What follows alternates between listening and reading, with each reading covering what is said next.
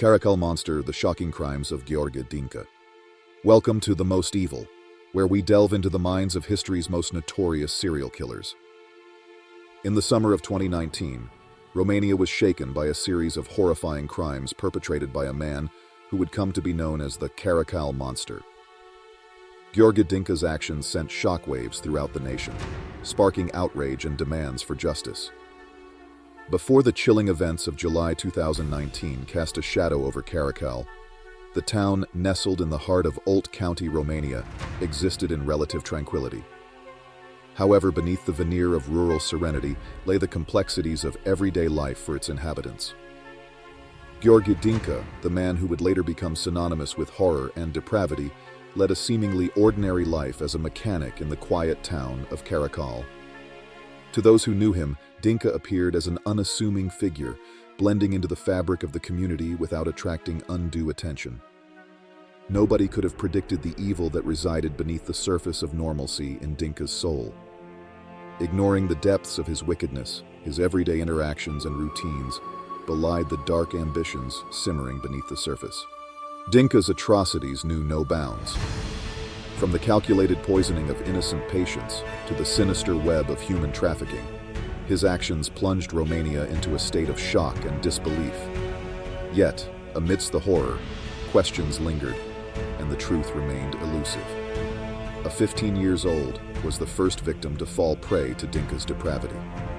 Traveling home on a trip, she crossed paths with Dinka, who offered to help but instead took her captive, subjecting her to unimaginable horrors. Despite her brave attempts to seek help via emergency calls, Alexandra's pleas initially went unheeded. Gheorghe Dinka's methodology in his heinous crimes against Alexandra Mucișanu and Luiza Milencu was characterized by calculated brutality and a chilling disregard for human life. Dinka employed a series of tactics to carry out his abductions, assaults, and eventual murders, revealing a deeply disturbing pattern of predatory behavior. Dinka targeted young women who were vulnerable and alone.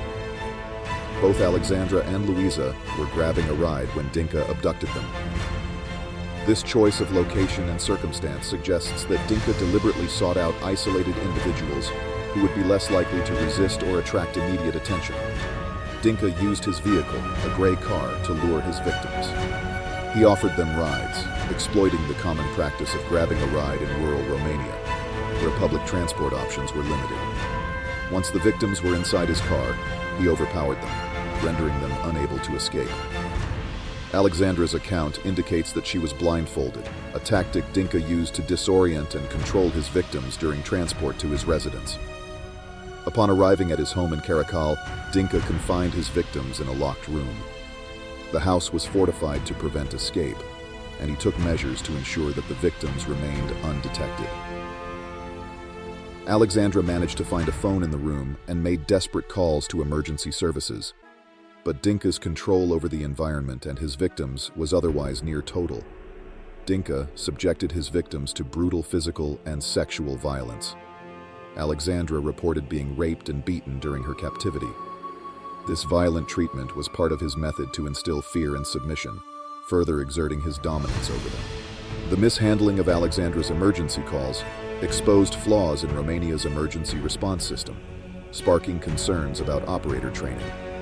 Additionally, questions arose regarding police protocols and coordination between law enforcement units. The investigation into Dinka's crimes highlighted systemic weaknesses within Romania's justice system.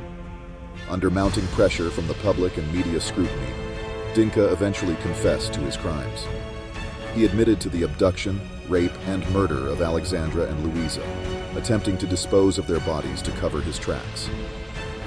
Dinka's confession sent shockwaves throughout Romania, prompting demands for justice and reforms. The Caracal Monster case spurred national discussions about violence against women and the need for better support systems for victims. Advocates and activists called for reforms to address systemic shortcomings and prevent future tragedies.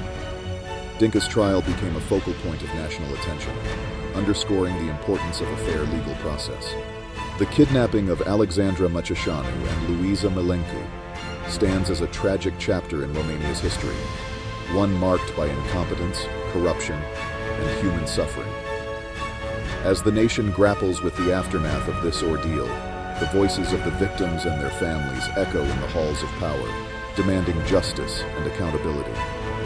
Only time will tell if their pleas will be heard and if meaningful change will emerge from the shadows of tragedy.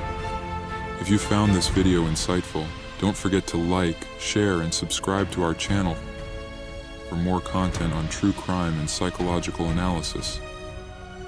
Remember to stay vigilant, and until next time, stay safe.